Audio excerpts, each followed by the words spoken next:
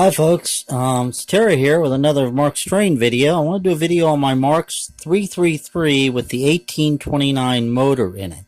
Now my original 333 motor, when I first got this a few years ago, was no good. I couldn't get it to run. I didn't know anything about fixing them. And so I just went on eBay and I found an 1829 motor and put in, and it fit just fine. The major difference between the 1829 and the 333 is, again, they use the same motor, but the 1829 had a plastic shell, whereas the 333 had a cast shell, and the 1829 had a four-wheel trailing truck, and the 333 has a two. Other than that, they're basically the same locomotive, but mine, as I said, it has run pretty well with no problems, except, occasionally replacing a brush or that, the brushes of that. But this morning when I went to run it, it ran about 2 feet and then just stopped. And this is the sound it was making. Now, I got it hooked up to a transformer here to test it, and this is what happened. If you can hear that, in both directions, the wheels cannot turn. They bound up. I didn't know why. Never done that before. Well, I took it apart, and I found the problem, but I've reassembled it because I thought, hey, wait a minute. Before I go any further, this would make for a great video to show people, demonstrate how to take one of these locomotives apart, and then how to fix the problem if it happens to them. So I'm going to take the test leads off, and I'm going to demonstrate how to take one of these apart and show you exactly what went wrong with it. Taking one of these apart is pretty straightforward. It looks daunting, but it really isn't. You have the two front mounting screws, one on either side of the locomotive, and then just one screw that holds this whole push rod, concentric, and valve rod assembly together. Now the concentric that's bolted to the wheels actually does all the work. The rest just rides along. So the easiest way to do this, to get the motor out, is just simply make sure that that valve is all the way to the back, like I just rotated, if you can see that there. And then as you take it, and you want to make sure that that screw is made upon that you use a really good screwdriver, something cheap that fits the screw really well, so that you don't mar the screw or round the heads off of this square nut with the square hole that is held on there, or the locomotive wheels are just going to spin and it ain't going to run. So I'll start by taking off the concentric screw. And again, you want to be very careful removing that screw. It doesn't have a long thread. It comes off very easily. Take that off. The screwdriver is slightly magnetic. I've set this in a dish so I can find it again. Then the valve guide comes up off. I lay it up along the front of the locomotive. Let me focus this camera a little better so you can see better.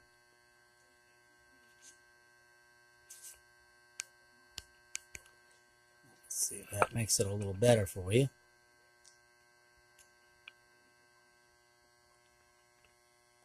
There we go.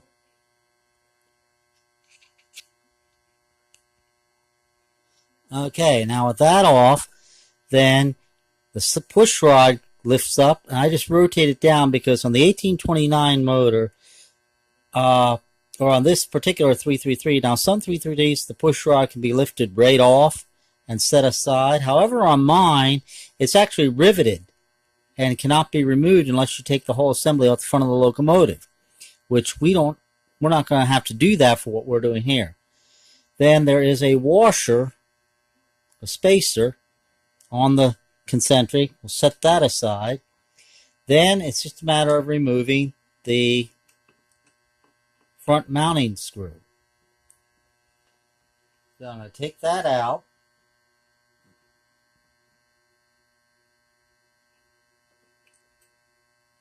Set that in the dish. And then we flip the locomotive over, doing exactly the same thing on the other side. Remove the concentric screw.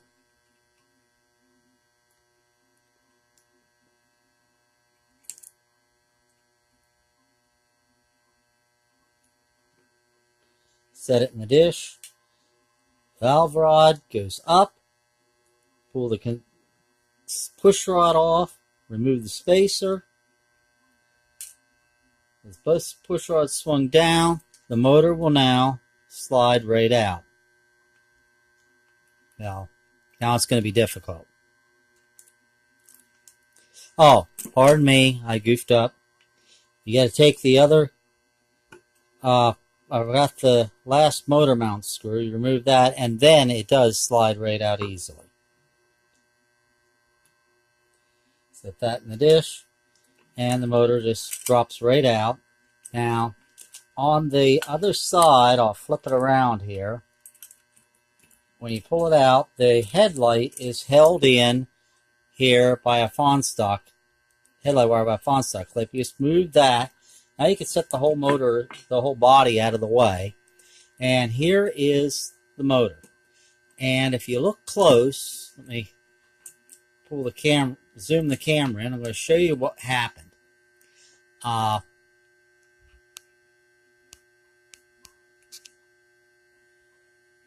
use the screwdriver to point to it. Right here, this is your brush plate. There's a screw bolt or stud on this side. They're supposed to have a nut on the other side. It does. And this one is missing. And I found it laying on the layout just past where the locomotive quit running. And this is it. If you can see it, right here. That's the nut that did it. So I'm going to thread that back in. But before I do that, I don't have a nut to go on the side that'll fit on back to fit that. So I don't want it to pull back out until I can get a nut. So what I'm going to try is I have this Elmer's school gel.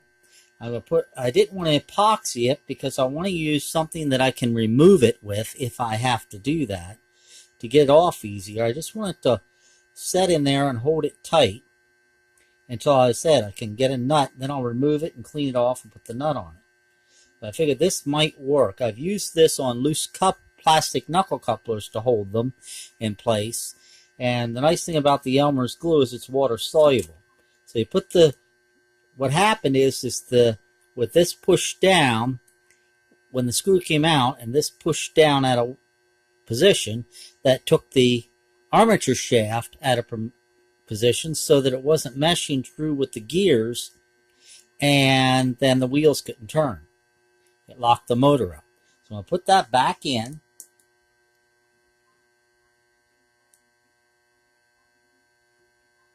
Let's tighten that back on. You don't want to tighten these very tight because you can crack the brush plate, and that's not something you want to do. You just want it to get in there and stay tight. Tighten that up, and the hole is threaded. Now you're ready. We're ready to put it back in the locomotive, in the shell. So first thing, we'll connect the headlight.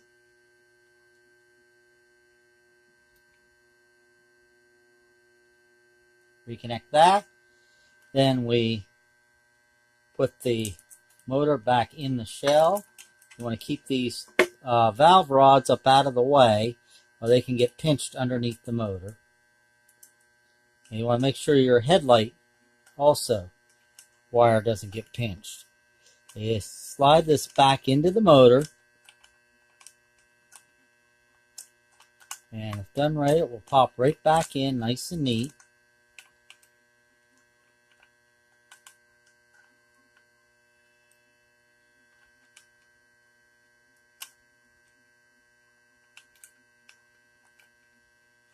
Sorry, it's difficult with the camera here.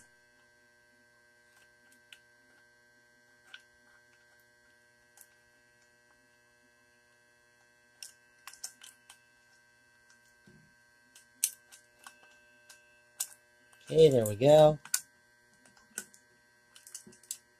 Make sure the headlight wire's where it needs to be, and then we just drop that down in. All right, set the locomotive down. Put the front mounting screw in, the first one.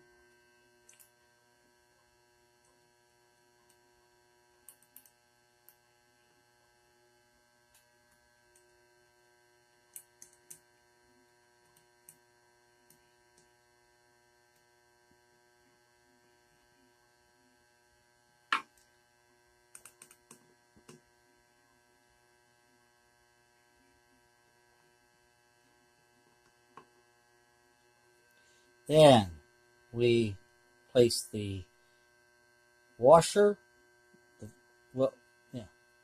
place the spacer back on the concentric, put the side rod on, push rod back on, and now we put the valve back on as well and screw that into place.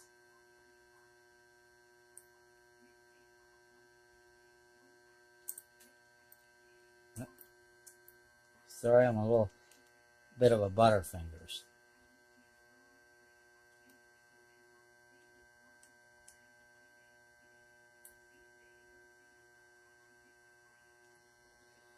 Drop that back in.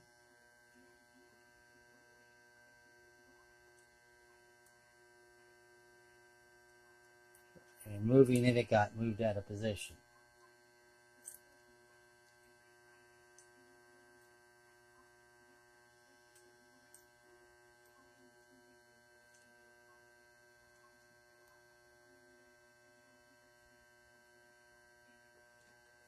Like I said, it is a square knot on a square hole, so it has to go just right or it won't go back in. All right, we got that in. Screw the concentric screw back in. You want to make sure it's tight because these can work themselves loose. And there we are with that. Now let's flip it over to the other side and do the same thing on the other side. Spacer, side rod, concentric, valve rod,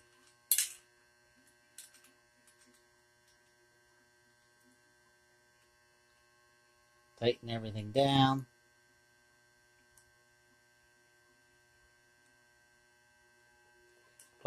Now we'll place the motor mount in.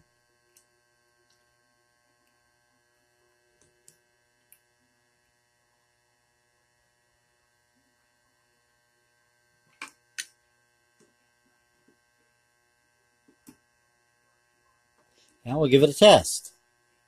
Hook it up to power. But that is how you take one of these apart and reassemble it. It's very straightforward. I just want to do a video on that, show you how to do that, and explain some of the difference between the 333 and the 1829. Now I'll hook it up to power.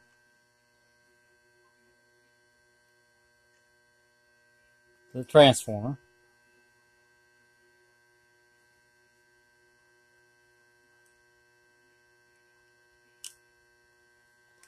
Turn the power on.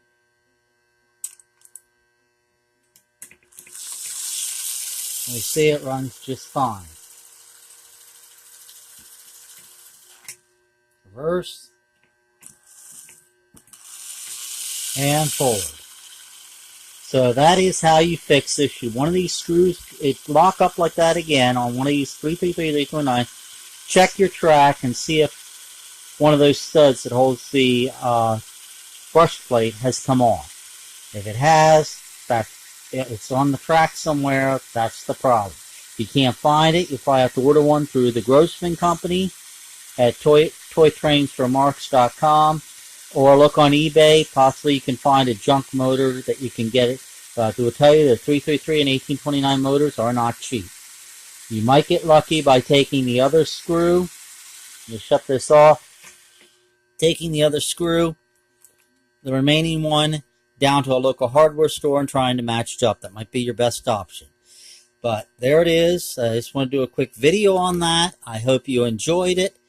Hope you found it informative. If you have any questions, feel free to send me an email at Terryztrainz. That's Terryz, Trains, also with a Z, not an S, at gmail.com. And thank you for watching.